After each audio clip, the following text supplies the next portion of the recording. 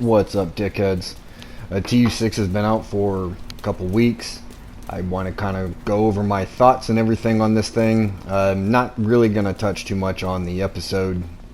The episode is what the episode is, and the episode is what it's going to continue to be until the year 2 pass hits, and you have to pay an extra $40 to get the game modes that we've all been clamoring for. You know, underground, survival, last stand.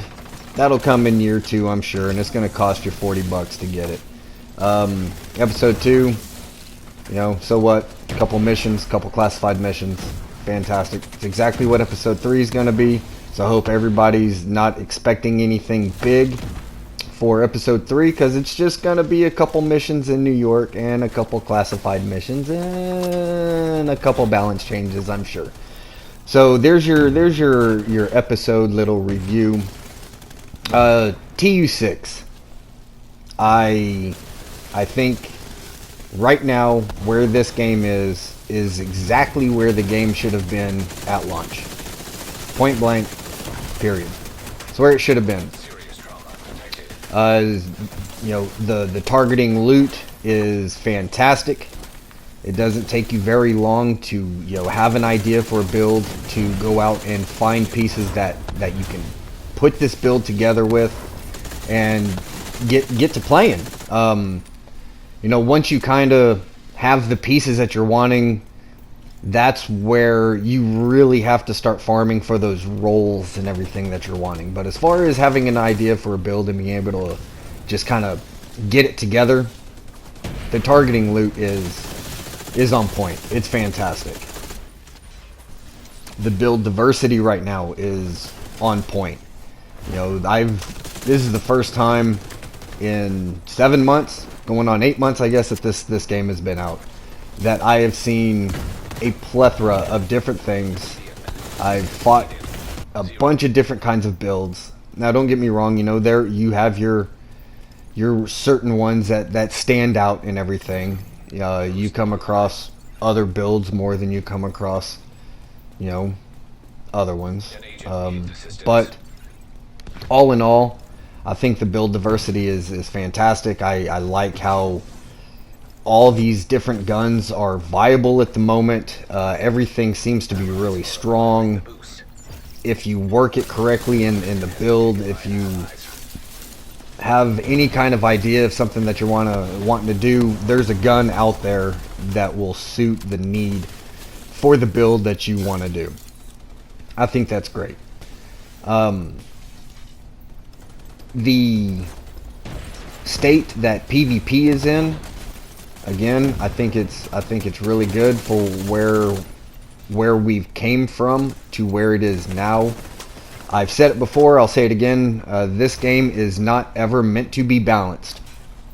It's just not. There's too many variables. There's too much mathematics. There's just too much for this type of game to ever be balanced. So anybody that wants balance in this game, you had it last patch when everybody ran the 3.11.7. It doesn't get any more balanced than that when everybody runs the same thing. And I prefer diversity. I prefer not knowing what everybody's running. I prefer every build being overpowered in its own right, and everything having some shape, form of a counter. And I believe right now is as close to that we've been able to get since the game's come out. And because of that, I think it's fantastic. The only thing that I would say that I think that kind of came out of this that is absolutely irritating, that doesn't really take skill. You know what? And before I really even get into that, anybody that says running skill builds is cheese, it doesn't take any skill to run a skill build, those are people that have never ran a skill build or can't run a skill build. And I will tell you right now, I have ran skill builds for the majority, if not all of the life of D1, and as soon as I had the capabilities of having a viable skill build in D2, that's exactly what I'm running. Now, somebody that's ran skill builds all the time, let me tell you, it takes a lot of skill to run skill builds.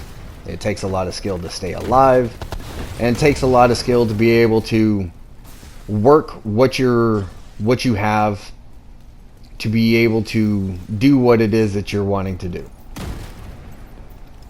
Now, with that out of the way, the one thing that does drive me nuts about the build diversity is the negotiator dilemma.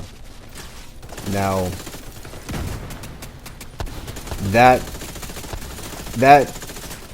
is absolutely, it's so bogus.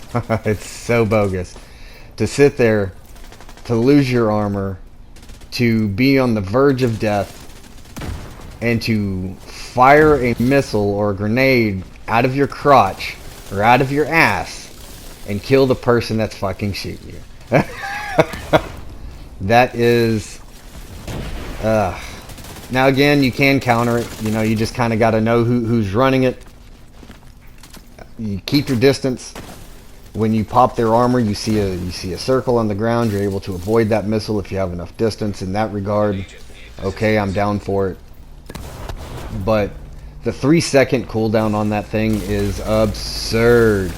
It really should be at least 30-second cooldown for that thing. But other than that, I love where everything sits. If you wanna run a rifle build, you can 1-2 tap people without any issues, and it's fine.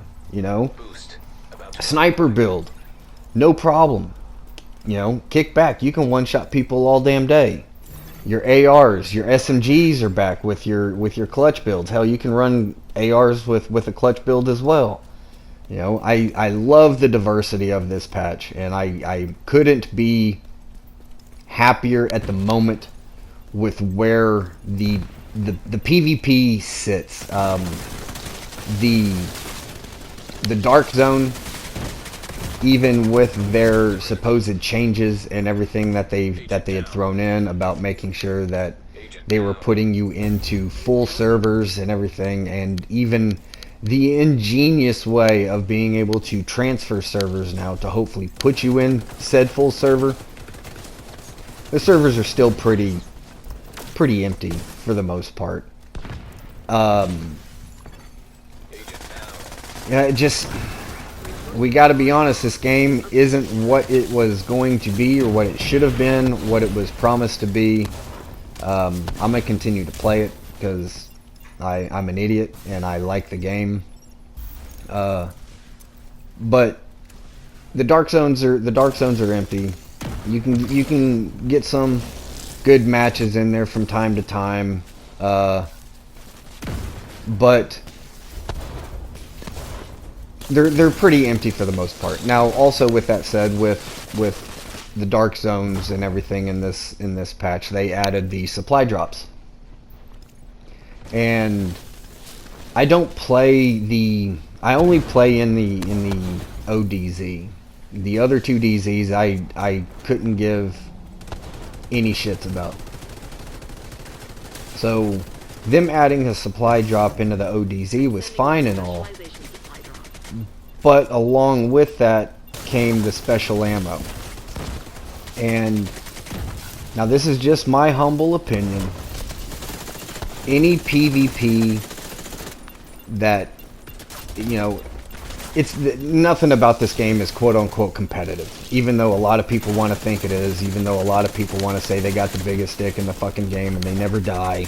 I get kills, you know, I'm Big Dick 244, I kill all day. Shut the fuck up. Listen, this game is not competitive, even though we want to think it is. But in the set of it not really being competitive in that manner, there should never be an instance where you are providing the special ammo or anything in a ODZ, in a quote unquote competitive DZ, a quote unquote competitive PvP area. Okay, if you want to have that stuff in the other DZs, that's fine. You know, to me, those are that's everybody's farming DZs. If you want to go in there and farm, if you want to go rogue, who cares? So what? You know, so what? But the supply drops in the ODZ, the it's the special ammo. It really, that shouldn't be in there. There should be no special ammo in the ODZ. The conflict matches here, I have been playing a lot more conflict simply because of the lack of agents in the DZs and everything of that nature. You know, I don't go into the DZ to farm.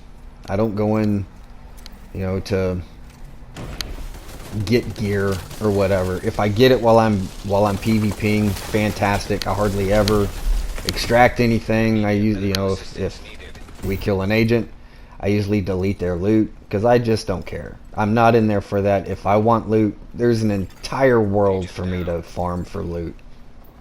So I've been playing a lot of conflict to, you know, scratch the PvP itch. And if you want to say that there is any remote part of the game that is competitive, it would be conflict. And especially now that they removed the normalization and everything like that. You know, you can go in and your build is as strong as it is, which fucking finally, thank God. But again, in here, there shouldn't be any supply drops. There shouldn't be any special ammo or anything that gets dropped in these matches. The boosts, your firearm boosts and your armor boosts, those should absolutely be removed.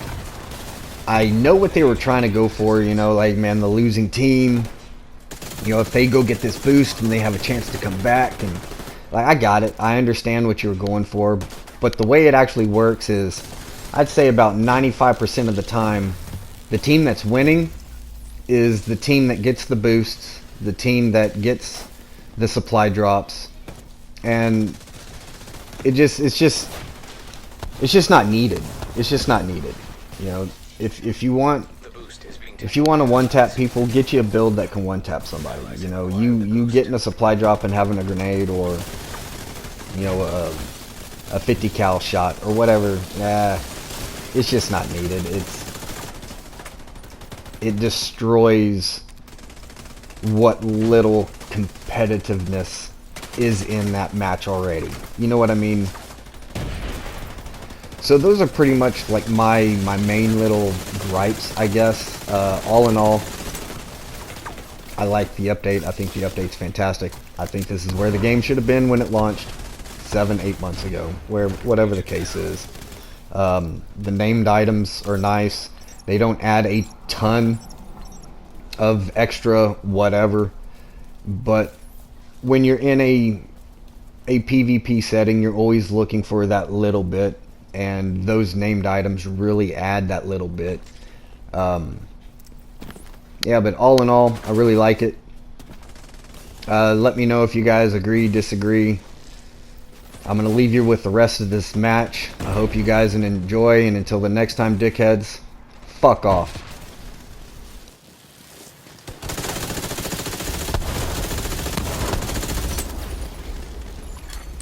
An agent needs assistance.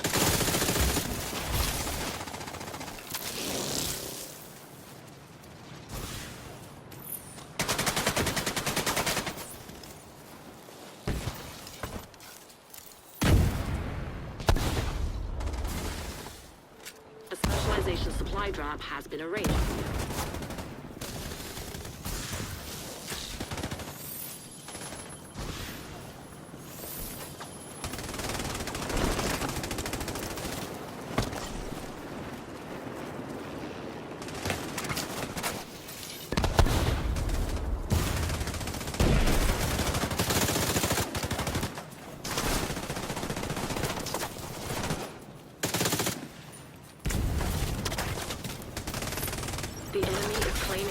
supply drop.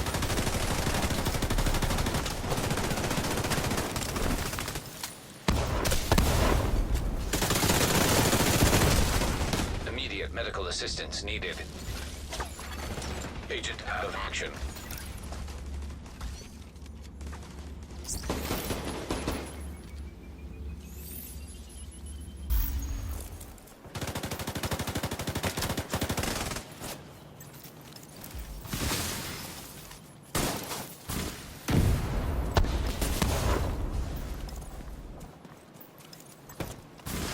Supply drop being claimed by friendly.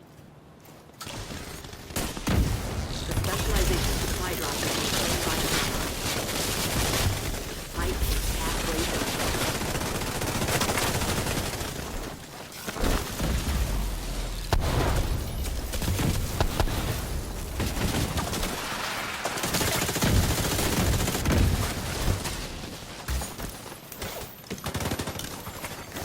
Agent down.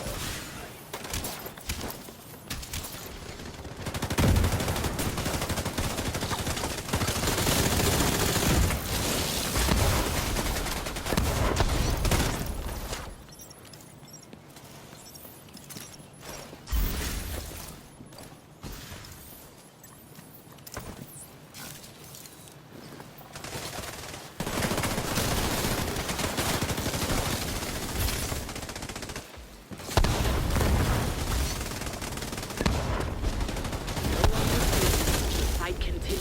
The road to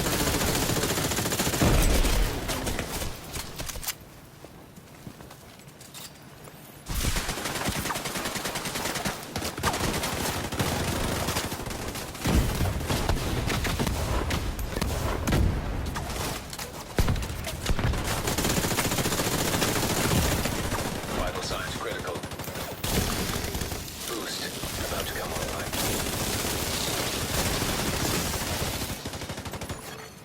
An agent needs assistance. Boost now active. Allies are acquiring the boost. The boost has been taken by allies.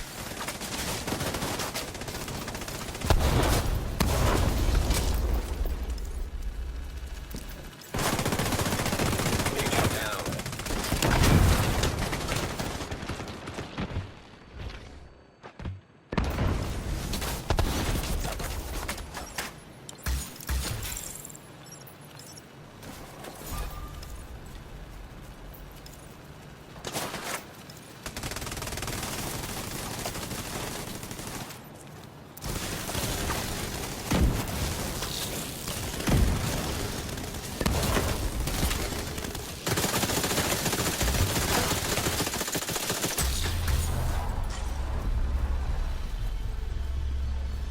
It's a win.